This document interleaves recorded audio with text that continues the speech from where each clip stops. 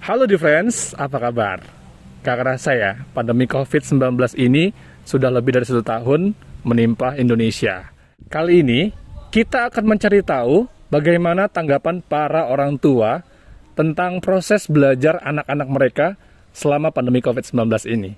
Yuk, langsung aja, let's go!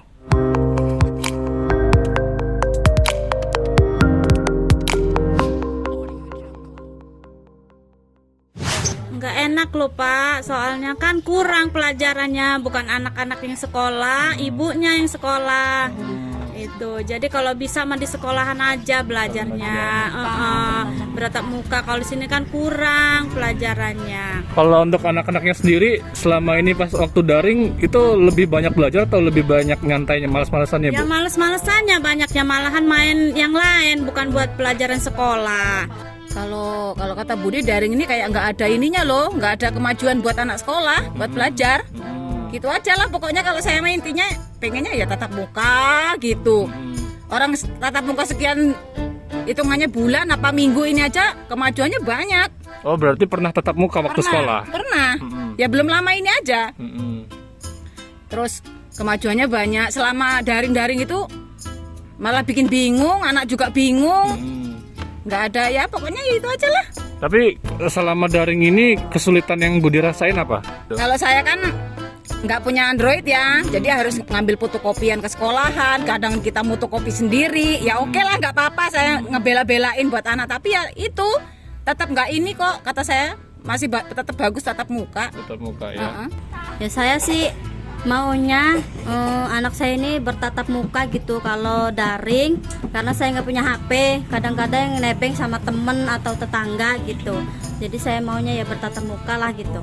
Harapannya ya pengennya ya sekolah terus seperti biasa, biar anak cepet pinter ya, tahu pelajaran sekolah, cepet nangkep gitu aja mah. Kalau saya mah daripada daring-daring gini bikin bingung. Jadi Bapak lebih suka ngelihat anaknya sekolah daring atau tatap muka, Pak? Ya, sebenarnya sih anak yang tatap muka sih, Pak. Soalnya bisa langsung gitu kan, usaha sendiri sama guru gitu. Sebenarnya mau gimana lagi? Efek dari daring sendiri ke anak Bapak itu Apa ya, kalau kita sebagai orang tua sih kurang inilah apa, kurang maksimal gitu cara belajarnya gitu. jadi lebih banyak nyantai di rumah atau mereka malah lebih rajin di rumah, Pak? Waduh, malah lebih nyantainya, mau nyantai di rumah. Ya, kalau daring sih menurut saya sih ya kurang ini ya, kurang puas lah ya, karena dia yang pertama juga nggak mau sekolah, yang kedua juga pelajaran itu nggak mau ngerjain lah gitu ya, intinya apa ya, malah nyepelein lah buat belajar. Jadi kalau bisa ya masuk sekolah aja. Oke, ini dengan siapa? Cantika Rizky, Ini? Yesiana Ini? Iftaida, Oke, sekarang lagi duduk di SD atau SMP? SMP, SMP semua ya. Dan sekarang lagi daring atau tatap muka belajarnya? tatap muka. Tatap muka. Nah, kalau untuk kalian sendiri lebih suka tatap muka atau daring? Tatap muka, Alasannya?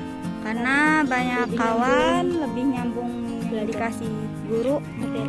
Habis itu materinya ya juga Oke, tapi pernah daring sebelumnya? pernah, Apa yang dirasain waktu daring? Kenapa nggak enak daring ketimbang tatap muka? karena Nggak pernah kayak pusing gitu ngerjain tugasnya, terus nggak nyambung. gitu. Terus ya ini apa namanya tuh kayak lebih males gitu, bukannya daring malah kayak buka-buka yang lain. Oh, kayak gitu. Iya. Jadi kalau untuk kedepannya lebih suka tatap muka atau daring? Tatap muka.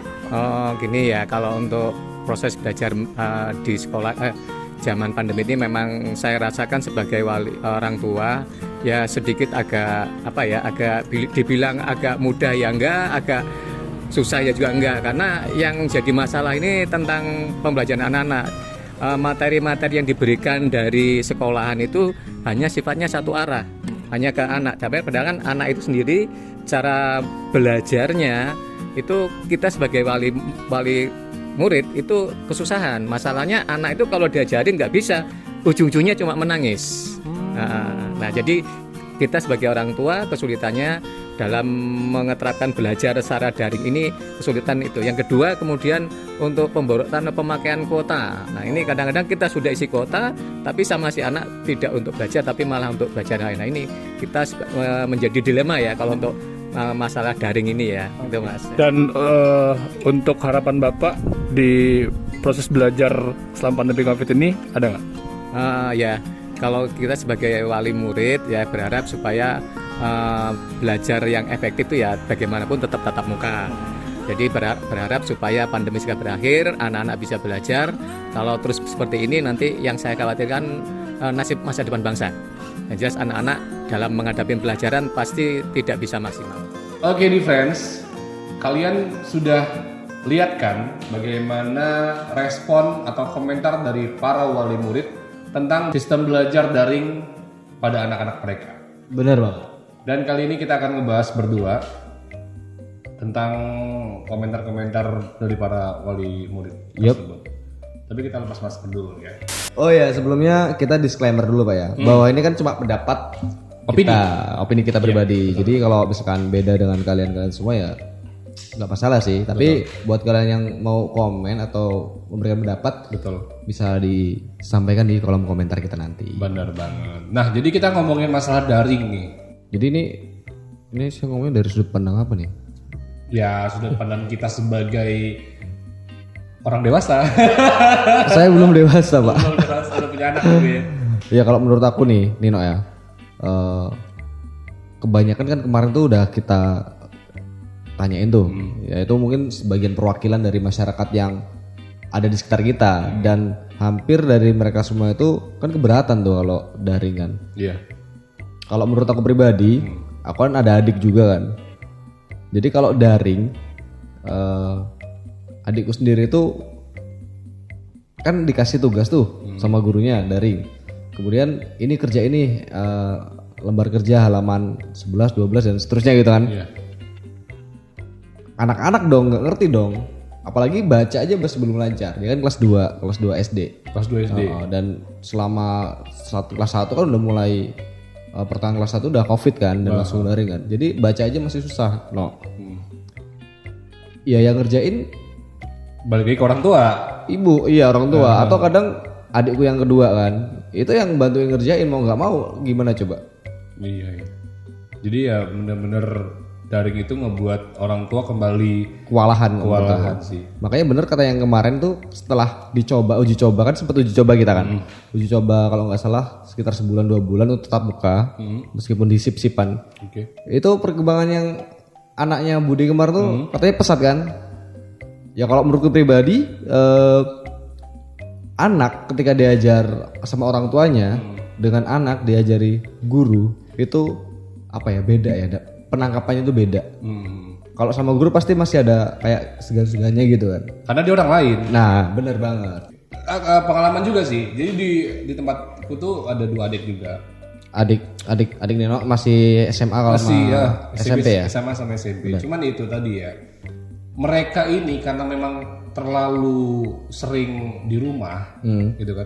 Aku nggak tahu sih apa namanya, masing-masing kebijakan sekolah kan beda-beda kan. Bener. Jadi yang di SMA itu aku lihat ini anak kok di rumah mulu gitu kan. Kalau aku ngeliat di Jakarta, ngeliat di TV-TV gitu, kayaknya mereka itu belajar ya bener tetap belajar gitu loh. Kayak misalkan menggunakan laptop atau menggunakan aplikasi Zoom dan sebagainya gitu kan. Aku perhatiin adekku ini kok gak nge-game mulu, bangun itu kesempatan Pak. Ini daring Kak. Daring sambil main game. Bangun siang terus lagi ya kerjanya abis bangun itu ngecek handphonenya IG. Jadi kembali lagi ya Pak ya, ketika itu daring, kayak mindset time managementnya benar-benar gak ada ya. Kalau di sekolah kan, jam 7 harus siap-siap gitu kan. Ini walaupun sekolah tapi daring jam 7 masih tidur. Oke, ini kalau kita kan mau narik kesimpulan nih, Nino, dari apa yang kita tarik kemarin. Bahkan kita kemarin sempat ketemu siswa ya, siswa SMP kalau nggak salah ya. Mereka pun lebih seneng kalau nggak salah tatap muka. Nah, ini kalau kita tarik sudut pandang nih, misalkan aku sebagai orang tua dan Nino juga sebagai orang tua. Nah, kita pengen tahu nih pendapat Nino sendiri. Kalau misalkan Nino udah punya anak, terus anaknya dalam kondisi seperti anak-anak budi-budi atau ibu-ibu yang kemarin. Oke. Pendapat Nino gimana tuh? Kalau pendapat sih ya apa ya? Kalau untuk masalah daring kayak gitu ya yang pasti kebeban sebagai orang tua ya. Kebebannya itu tadi karena orang tua juga kan pasti ada aktivitas lain yang untuk menghidupi anak juga gitu kan. Kerja gitu kan. Nah, tapi aku punya sebuah sebuah ide atau usul. Untuk pemerintah nih, untuk pendidikan. Untuk pendidikan terutama untuk kita pribadi orang tua. Karena sekarang gini, pemerintah juga nggak bisa berbuat banyak karena niat mereka itu untuk melindungi masyarakatnya dari penyakit pandemi yang nggak berakhir-akhir ini gitu kan. Jadi kita juga nggak bisa menyalahkan 100% pemerintah kerja seperti apa gitu kan. Cuman ya yang kita cari itu adalah jalan keluar. Jadi kalau aku sih punya ide gini, sebagai orang tua gitu kan. Memang lagi masa lagi masa pandemi gini kan pasti daring. Aku coba untuk cari lebih ke bimbel. Les private gitu. Nah, jadi ya udah ya mungkin sedikit mengeluarkan biaya gitu kan. Cuman ya itu tadi untuk anak itu ya jangan perhitungan gitu loh. Daripada ketika anaknya ngerjain misalkan soal nggak bisa, orang tuanya nggak bisa, pulang kerja marah gitu. Jadi solusinya ke guru les atau guru les atau privat tadi. Karena memang selain pelajaran yang didapat dia waktu daring itu memang nggak maksimal, waktu kosongnya banyak. Nah, waktu kosongnya ini yang harusnya itu kita sebagai orang tua itu memikirkan nih anak harus banyak aktivitasnya. Karena kalau misalkan masih muda dibiarin mager atau malas gerak, ya nanti akan ke bawah sampai tua, takutnya akan menciptakan pengangguran baru. Iya, atau malah tingkat kriminal kita tuh jadi naik. Makanya kita harus kasih aktivitas yang positif. Walaupun bukan privat, ya udah misalkan kita tahu nih di komplek kita ada tempat latihan bela diri, karate atau taekwondo. Ikutin aja anaknya di situ. Daripada dia di rumah nge-game. Kita nggak nyalain game, karena nge-game itu ibaratnya tuh ya refreshing otak lah, atau refreshing badan anak kita yang udah mungkin terlalu capek. Tapi kalau kebanyakan itu, ya nggak bagus juga. Nggak bagus juga. Otaknya jadi kayak yang, udahlah gue nge-game aja. Nanti udah kerjain tugasnya. Nanti aja. Berpikir kalau nge-game bisa jadi pro player.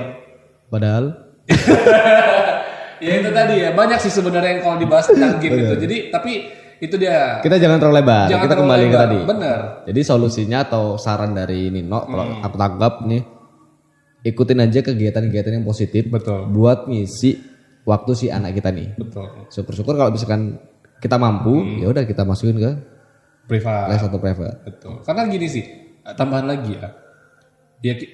Sekarang ini walaupun pemerintah sudah mengeluarkan jalan keluarnya dengan vaksinasi sebagai macam lainnya, cuman ngelihat di lapangan nyatanya sendiri, COVID itu nggak kelihatan. Maksudnya nggak kelihatan tuh gini. Goib.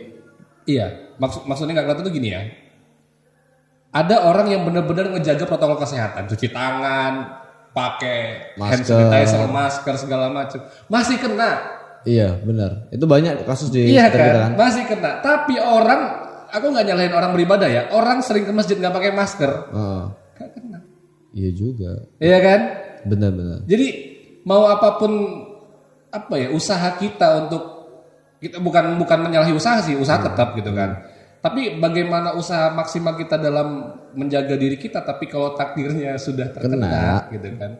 Makanya alangkah baiknya memang kita tetap berusaha untuk melindungi diri kita dari COVID, tapi ya tetap aktivitas jalan terus gitu loh. Iya, benar. Supaya tidak menciptakan keburukan-keburukan yang lain. Kalau Davi sendiri? Aku nggak ada ide, Pak. Tapi kan ini kan kamu kan punya anak nih. Iya. Misalkan ini ada rencana mau dimasukin ke playgroup ya kalau masih kecil kan ya? Udah nggak usah sekolah lah gue dah. Di rumah aja. Kamu nyanyi singa. Enggak, jadi gini nih. Iya, sambil minum, Pak. Kayak tamu ya. Ini ada promosinya. Tolong Pak dijelasin ke kawan-kawan dinamika di Friends. Jadi di Friends semuanya, kalau kalian ini memang kan di masa pandemi ini nggak dikasih uang jajan sama mama gitu kan ya. Karena kamu ngapa minta jajan, kamu di rumah aja. Sekolah aja enggak. Nah, tapi kan sering kan dapat kayak jatah warung, kamu disuruh beli garam susuk 1000 kamu tilep. Bisa kamu tabung buat beli Dalgona. gocek. Kalau menurut aku pribadi, selaku orang tua, sebagai orang tua, pengennya sama kayak orang tua yang lain. Jadi dari pihak sekolah atau dari mungkin pendidikan ya, dari pemerintah dan pendidikan, itu gimana caranya biar anak-anak itu ketika sekolah benar-benar menekankan protokol kesehatan. Jadi misalkan satu kelas itu benar ada 30 anak, ya udah yang masuk 15 dulu. Nanti diganti kan, kalau nggak salah beberapa sekolah udah menerapkan kayak gitu tuh terakhir kemarin. Jadi gantian masuknya. Ganti-gantian. Jadi intinya gini, masyarakat awam itu berpikirnya gini loh, Nino. Itu pesta dibolehin. Itu pasar yang persentase ketemu orang asingnya lebih besar itu masih bisa dibuka dengan menjaga pakai masker lah. Masker lah ini ya kan.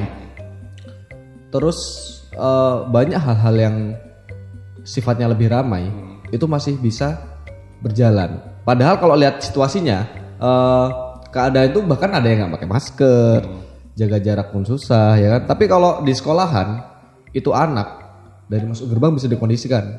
Betul. Mau kita mandiin dulu mungkin bisa kan. Terus kelasnya bisa kita jaga jarak bener loh dengan yang pembagian shift tadi masuknya kan. Jadi kalau saran aku bagaimana dari bidang pendidikan ini diatur sebagaimana mungkin supaya anak-anak itu bisa tetap masuk.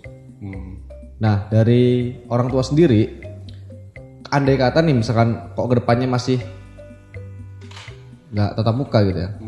Kalau dari aku pribadi ya sedih juga, kecewa juga. Karena kayak saran dari Nino tadi, kalau untuk aku pribadi berat. Kayak misalkan itu les privat gitu kan. Kaliin aja nih satu les privat misalkan 50.000 sekali pertemuan 2 jam, satu pelajaran. Nah kalau ada 12 pelajaran, mak kok hepeng. Apalagi COVID ya gak? Betul. Tapi kan pendapat kita kan beda-beda kan dari masing-masing dari kita. Jadi itu aja sih Nino. Bagaimana caranya dari pendidikan itu sendiri bisa memberikan peraturan, memanage anak-anaknya supaya benar-benar bisa melaksanakan protokol kesehatan dan sekolah tetap masuk. Gak ketak 2 jam 3 jam lah, bener kata ibu kemarin kan. Yang penting anak-anak itu sekolah. Karena apa ya, mental anak itu bakal kebentuk waktu sekolah. Iya bener tuh. Iya. Karena sekolah itu kan gak hanya belajar sih, dari dia ketemu kawan, dari dia berkomunikasi dengan guru. Nah disitulah mental mereka terbentuk sih. Ini pendapat kita bukan dari ahli ya, tapi ini pendapat kita sebagai manusia yang kita belum. Bentar, ngomong-ngomong baju kita kok hampir mirip sih? Gak tahu tulisannya apa. Ini tulisannya TBSM 2. Kalau kaosku ini oleh-oleh dari alumni tahun 2010 3 TSM 2. Terima kasih Mak Cus. Kaosnya keren dan kalau nggak salah memang satu desain ini Pak. Iya, ini kita beda tulisan ini. Kalau itu apa sih tulisannya? Ini tulisannya Jazz Studio Motret. Jazz Motret Studio Pak. Oh, kok lebih tahu sampean? Lo tahu dong. Iya, jadi ini dikasih teman gue ini yang punya studio foto. Jadi waktu itu kebetulan aku pengen foto keluarga sama keluarga dan kebetulan dia temanku. Foto dapat baju ini dan fotonya bagus-bagus kok. Kita juga ini konten ini juga disupport oleh Jazz Motret juga ya. Jadi buat yang kawan-kawan atau keluarga mau nikahan foto keluarga bisa kontak Nino atau saya juga lah. Iya betul. Ada nomor teleponnya nih. Gue bacain Pak. 0821. Oh nanti kita tulis di keterangan aja deh. Tapi enggak, ada hal yang menarik yang barusan Davi sebutin. Apa itu? Jadi benar ya, ketika pasar itu tetap dibuka. Ketika apa namanya itu kantor dan sebagainya macamnya tetap normal gitu. Benar. Kan? Padahal penjagaannya nggak terlalu ketat. Benar, dia kan? Tapi sekolah yang ibaratnya itu punya gerbang dan punya pagar keliling itu dan yang masuk di situ tuh bisa dikontrol orang-orangnya. Kenapa ditutup? Nah itu aku juga masih dalam tanda kutip Pak. Mungkin Kalau menurut gue ya, mungkin kalau kayak pasar, kemudian kantor instansi yang lain, kemudian yang notabene lebih perputaran ekonomi itu lebih gede, ya kan? Kalau ditutup kayak mana tuh Pak? Ekonomi hancur mungkin kan? Tapi kalau sekolah, ya udah Enggak juga. Enggak juga. Aku mikirnya gini. Kenapa kalian menyadari nggak kalau misalkan ketika sekolah ditutup, malah roda perekonomian tuh jadi mandek? Kenapa?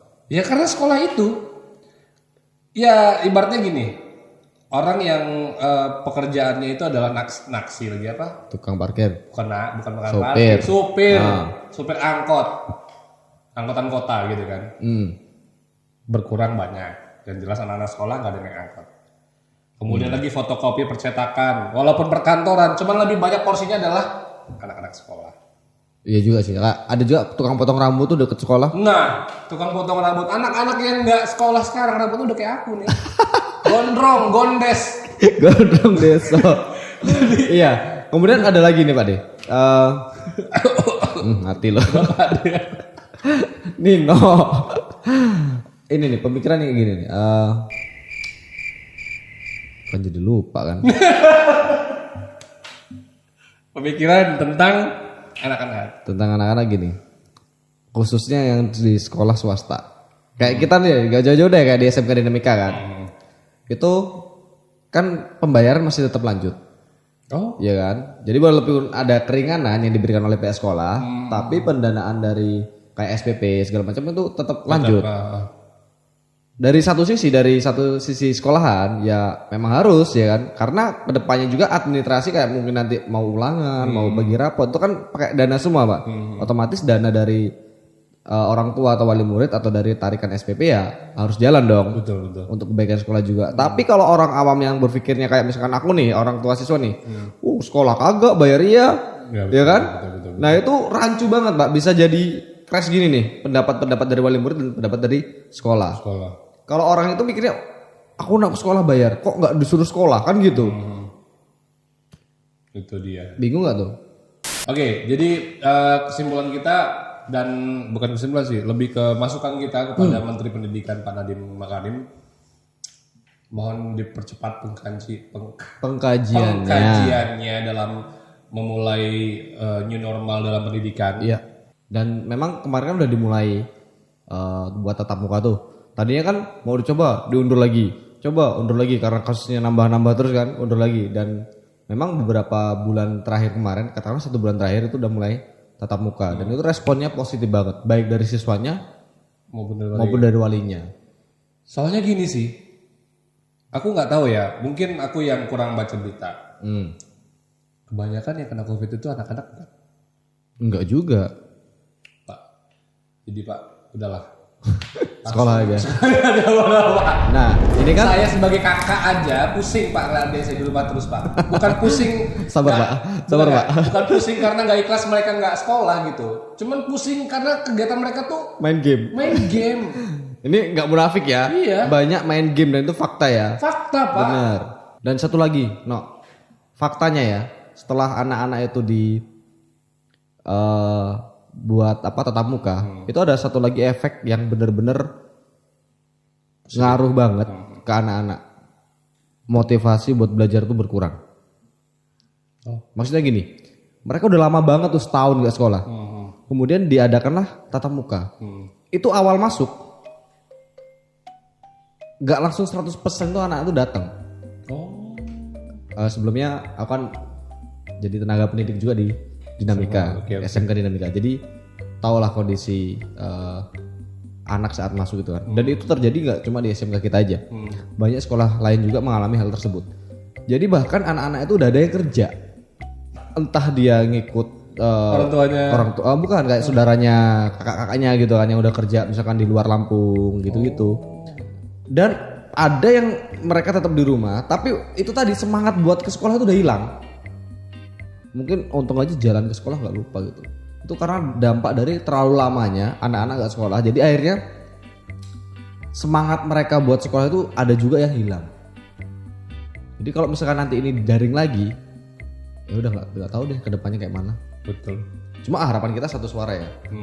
Tetap muka. Tetap muka Pak. Jadi memang alasan untuk bisa tetap tatap muka itu kuat banget Pak. Kuat banget Pak. Ini kita konten ini udah ngalur ngidul, tapi kita pinginnya harus tetap muka. Tatap muka. Jadi kalau andai kata ada pendapat kita yang salah, ya mohon dimaafkan. Kok jadi maksa gitu, mohon dimaafkan ya. Tapi harus diterima. Iya, jadi kembali lagi ya, kita disclaimer dulu juga, ini kita beropini gitu.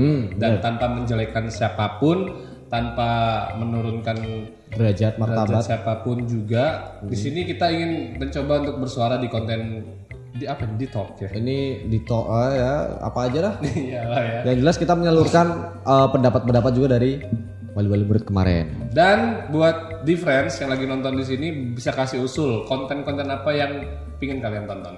Dan komen juga dong pendapat kalian tentang apa yang kita bahas ini. Sebenarnya banyak yang mau dibahas, cuman karena durasi. Sampai jumpa lagi di next konten. Kita berdua pamit. Bye bye.